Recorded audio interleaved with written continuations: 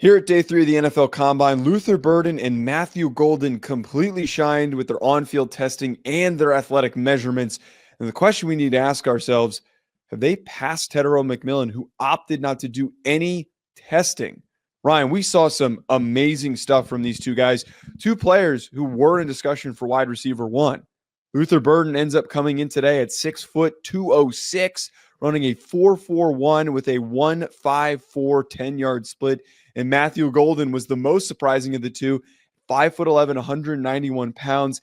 He has a 4.29 with a 1.49 10-yard split. No Tetairoa McMillan testing. Makes us ask, should we be worried that he's not nearly as athletic as these two guys? Well, I think especially when you compare him to Luther Burden, because that's been kind of one of the guys that we've been comparing throughout since the summer, right? Like Luther Burden, wide receiver one, Tetairoa McMillan, wide receiver one.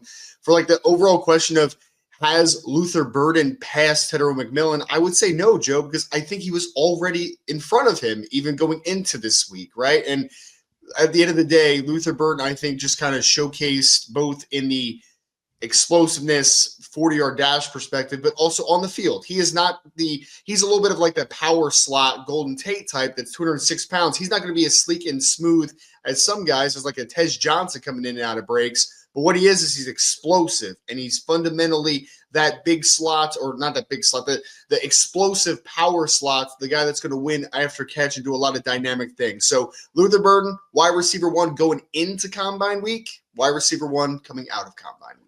Right, that's where I sit too, and I think that it's really easy to see just general overreactions to the performances in these numbers and go, oh, we got to drop Tet. That's not what this is here. We already did a video on this channel saying that, hey, we have pause on Tetairoa McMillan because of the way that he wins, and that maybe not translating to the same massive level of production that he had at Arizona. I have Matthew Golden as my number one wide receiver. He was my number one receiver coming into the week, but with the caveat that Luther Burden and Tetairoa McMillan were really closely graded in the same bunch.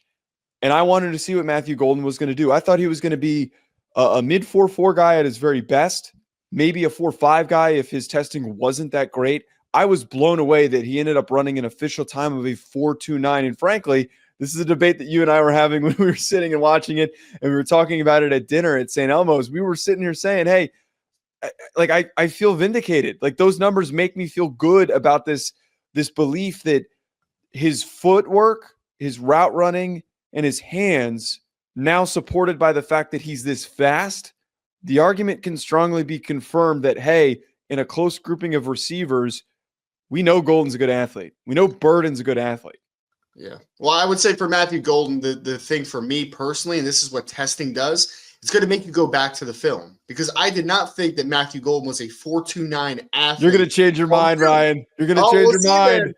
Well, all I know is I'm going to go in with an open mind, because I did not see quite that explosive athlete. I liked Matthew Golden as a wide receiver, but I didn't think of him as dynamic, explosive, deep threats. Like, I thought he was more of a technician, really good at a lot of different things. If I go back to the film and he is close to as explosive as what he showed in Indianapolis, then that could change this conversation, right? That's what a cross-check is. That's what a recheck is. And the 40-yard dash time that he put up is going to force me to go back to the film after this week.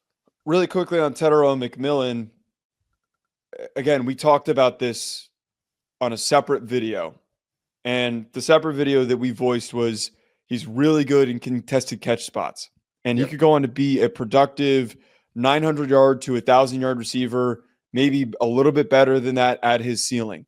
But we have fear that he can't separate. We also have the concerns that he doesn't really win through press, despite being this big, strong, physical profile, that he's relying on coming down with jump balls for the most part. Yeah. Not having a 40 time while these two guys went out there and cooked, it just feels weird.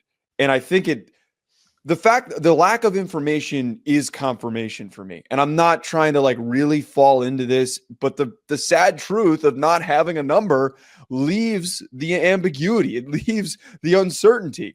I have certainty now with the two other guys I was debating with him.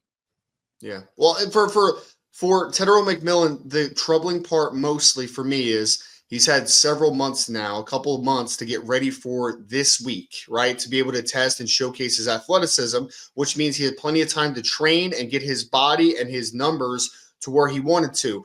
And Joe, the two biggest question marks I've had about him is one, long speed, two, ability to work consistently in and out of breaks. I don't think it's any surprise that we don't see a 40. We don't see short area stuff this week. I do think that there is something that's being hidden a little bit, right? And if you ultimately watch him and you don't care about the testing, you say it's okay, he's an outlier, it's fine, I don't care, that's cool. I think that he's a very high-end number 2, maybe low-end number 1 on the next level potentially, but I do question the ceiling, and I think that part of it is that athleticism, which I think was hidden a little bit this week by not testing. Folks, let us know in the comments, who is your favorite receiver in this class, and who else at the NFL Combine were you excited to have seen perform on day 3? Hit that like button, share with your friends, and subscribe, and we will talk to you later.